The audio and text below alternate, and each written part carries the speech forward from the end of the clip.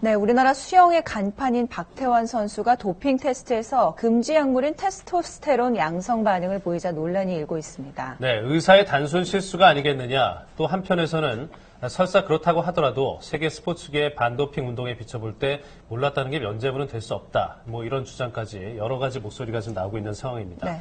김병윤 기자, 일단 사건의 좀 자세한 내용부터 짚어볼까요? 예, 바다의 왕자 마린보이 박태환 선수죠. 박태환 이름만 들어도 국민들에게 꿈과 희망을 주고 참 스포츠 영웅이었는데 요즘 근심 걱정을 주고 있습니다. 뭐 연일 뉴스뿐만 아니라 신문 일간지를 다 장식하고 있는데 뭐 네티즌들의 뭐 각종 추측 의혹도 난무하고 있고요. 간략하게 정리를 해보고 어떤 쟁점이 있는지 향후 어떻게 될지 한번 알아보겠습니다. 네. 관련 일지를 보면요. 지난해 7월입니다. 7월 서울의 한 병원에 가서 박태환 선수가 척추 교정 치료를 받았는데 이 네비도라는 약을 투약했습니다. 약물 이름이고요. 그리고 9월 달에 국제수영연맹 피나가 박태환 선수에 대한 도핑 테스트를 실시했습니다. 박태환 선수는 이른바 월드클래스, 세계 기록을 다투는 선수들은 국제수영연맹이 1년 연중 어느 때나 도핑 테스트를 실시하고 있습니다. 근데 여기 하나 빠져있는 게 보면 9월 달에 아시안게임이 있었죠. 인천 아시안게임에서 박태환 선수가 총 6개의 메달을 땄는데 10월 달에 국제수영연맹에서 도핑 양성 결과가 나왔다고 통보를 했습니다. 예. 비공개로 선수에게 통보를 하는 것입니다.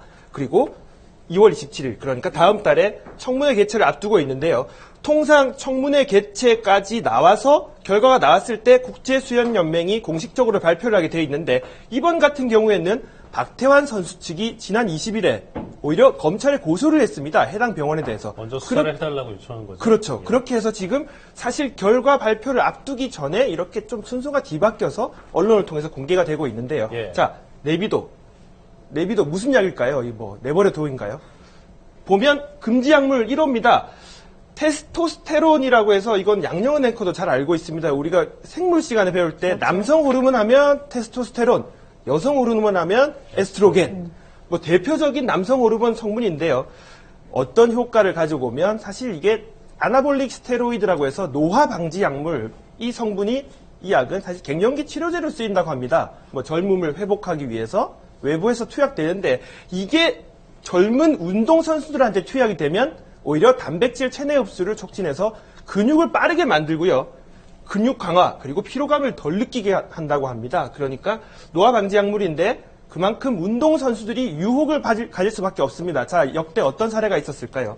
역대 사례를 보면 잘 기억하시죠? 저도 기억하는데 모든 사람이 칼 루이스의 금메달을 점치고 있었을 때 지난 서울올림픽에서 갑자기 벤 존슨이 폭발 같은 가속력으로, 하지만 이면에는 아나볼릭 스테로이드라는 약물이 있었고요.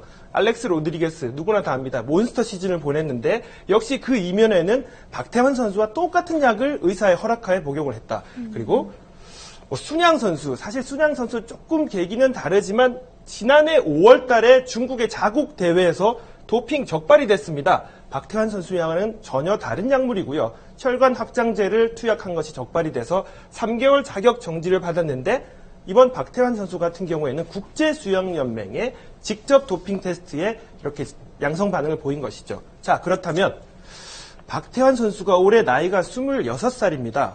갱년기 치료를 받을 나이는 아니고요. 일단 이번 사태 지금까지 쟁점은 몰랐답니다. 병원도 몰랐고요. 박태환 선수 같은 경우에는 주변 주치의들이 뭐라고 하냐면 10년 동안 감기약도 먹지 않았다. 그만큼 월드 클래스 선수이기 때문에 철저하게 자기 몸을 관리했다는 얘기인데요. 1년 내내 불시 도핑 대상인데 이번 검찰 수사를 봤던 이 박태환 선수가 이번이 처음이 아닙니다. 2013년도 12월에도 호주 챔피언십을 앞두고 역시 똑같은 네비도를 투약한 것으로 알려졌는데 당시 도핑에서는 음성이었다고 합니다. 자, 두 번째.